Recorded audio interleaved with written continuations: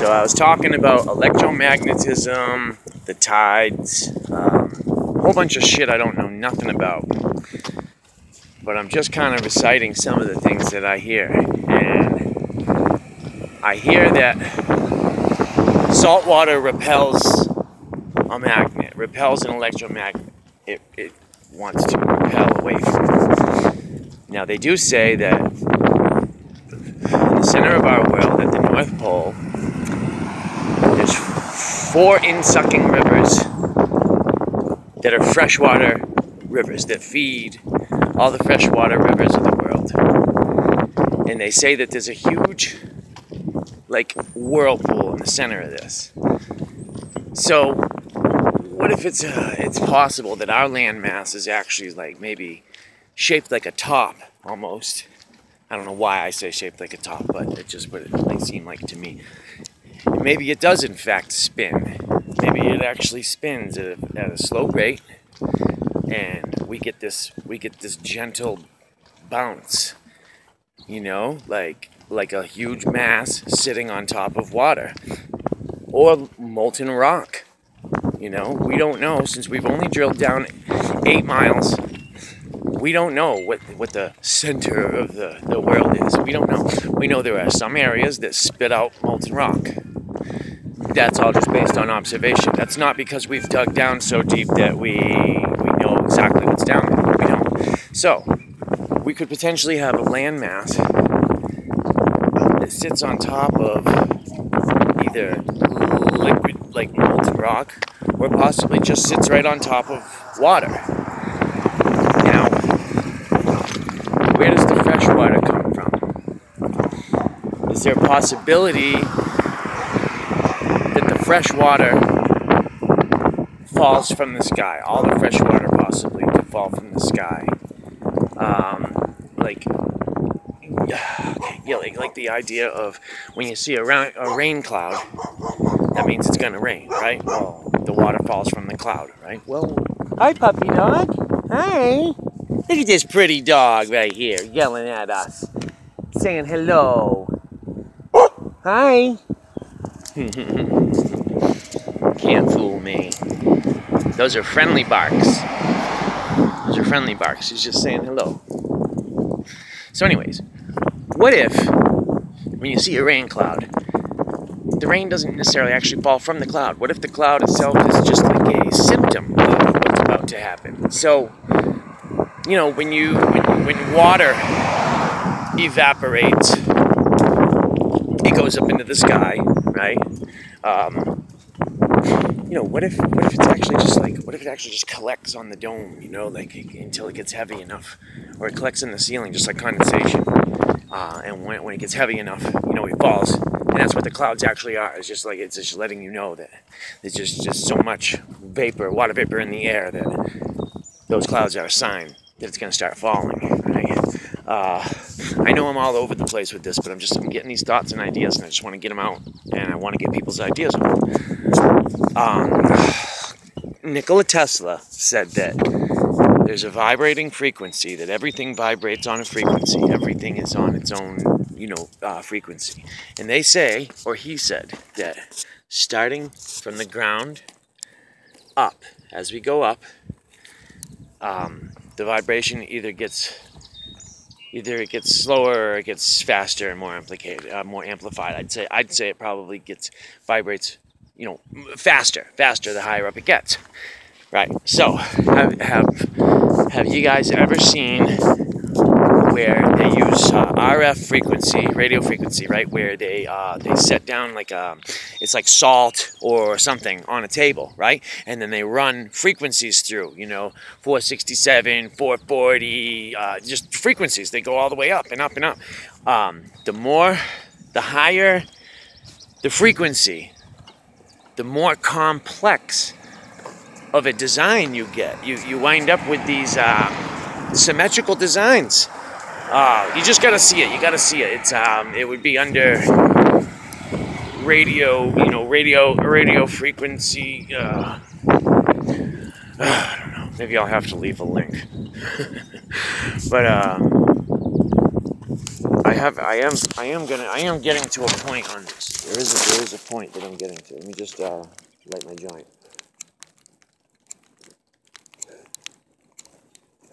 I want to be taken seriously with my scientific hypotheses, so let me just go ahead and light a joint first.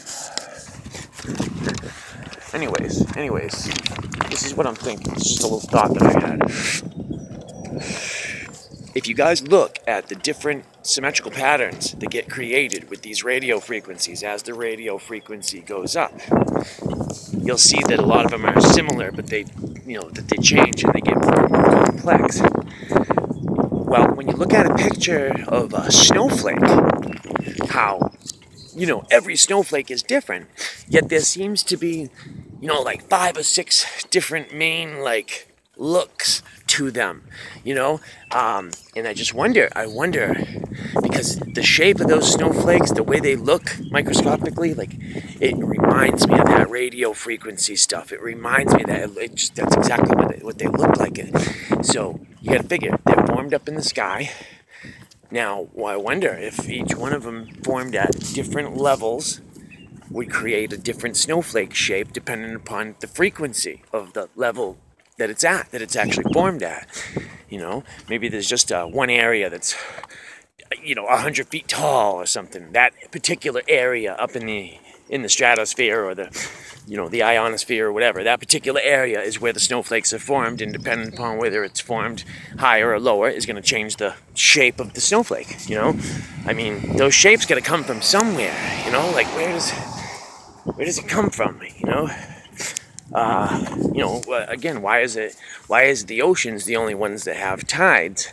Yet there are plenty of other large bodies of water that, if the tides were based on the moon and the moon's pull alone, then it should affect the other waterways, the other large bodies of water, and it doesn't.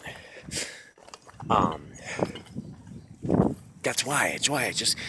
I just when I think of the tides now, I just think of either our land mass, either gently rising and falling, and there's a hole in the center of our landmass, possibly a hole, and we either spin and actually create that whirlpool, and as it goes up and down twice a day gently, it puts the tide out, or it sucks it back in, or it could be just the great deep itself. It could be we are stationary, perfectly stationary.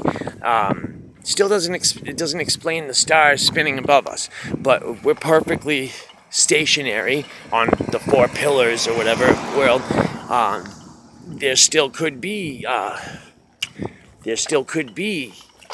hole in the center with a whirlpool with the gentle rising and falling. It would make sense of just the way the tides go in and out, if it was a gentle rise and fall, like the cosmic breath, they call it. Right? As far as, the ceiling, is it a dome, or is it a fucking another plane that we are actually stacked on top of, that is actually stacked on top of us? Either one would do. To explain our observations, either one could do, because even an endless plane above us is going to appear like a dome. Eventually, it's going to appear like it curves down, even though it doesn't necessarily have to. Yet, and thinking on it now, I have seen videos of star trails that are taken from, anywhere that's way south, and it appears like off in the distance there's a group of stars that are swirling. And of course all the other ones are swirling too, but due to perspective, wherever that North Star is, very strange. I don't think that we're ever going to really know, unless we can, bust the secrecy wide open. I don't think we're ever going to really know. We can speculate all day, and it is,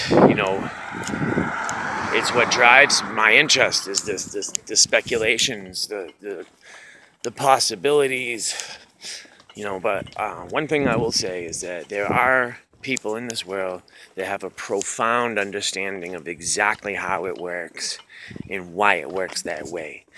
Like I said in the part 1 of this, I believe it's still only the tip of the iceberg. The knowledge that we should all have. Like, I think that we have been so robbed. I think that even the average person 1,000 years ago, there were things that were just common knowledge that every commoner would know.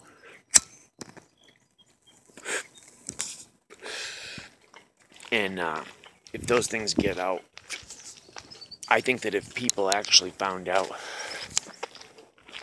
how easy it might be to succeed or to get what you want, you never know, it could really come down to something as simple as, when were you born? What's your birth sign? Oh, then you don't do that this month. You wait until next month to make that decision, because next month is your month. All the stars are aligned the right way, and the planets are aligned the right way, where that's when you make that decision. Do you understand what I'm saying? They say that millionaires don't use astrology, billionaires do. There's something to it. Wars are fought on certain days, you know. Certain large decisions are made about things certain days. And it all has to do with what is going on in the sky at the time. So anyways, this was part 2 of whatever the hell it is that I've been talking about.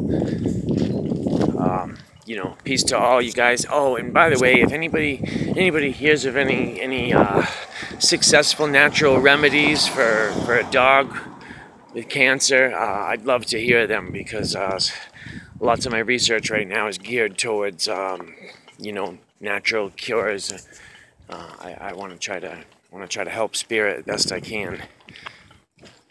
So you guys hear anything that sounds plausible and or has worked, or, you know, just, I don't know, just let me know. Hit me up in the comments, man. Peace to all. I love you guys.